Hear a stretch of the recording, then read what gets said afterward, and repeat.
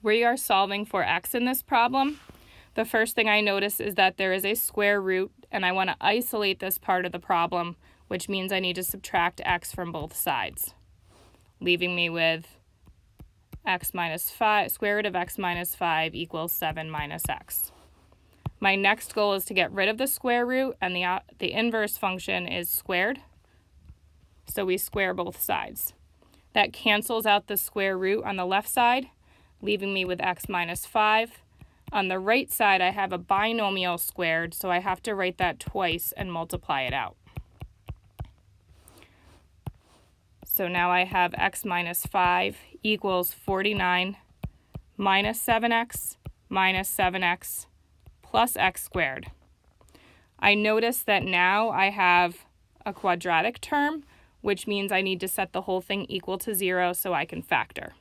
So I subtract x and add 5 to both sides, and I'm lining that up with the like terms. And that equals sign is not great, so I'm just going to fill it in. So now I'm going to write this side of the equation on the left side just so it looks a little easier, and then also in standard form. So that gives me x squared minus 7 minus 7 minus 1 is negative 15x, and then we have a positive 54. So now I'm looking for numbers that add up to negative 15 and multiply to 54 to factor. And those numbers are negative 6 and negative 9. So when I solve, I get x equals a positive 6 and x equals a positive 9.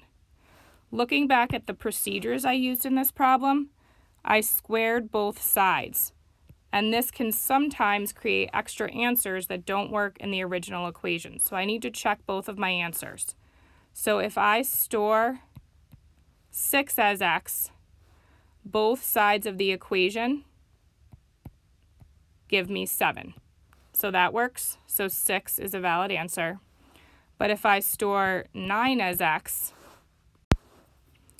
I get square root of 9 minus 5 plus 9 equals 7, and I can already see this isn't going to work because this gives me 2 plus 9 equals 7, and that is not true because 11 does not equal 7.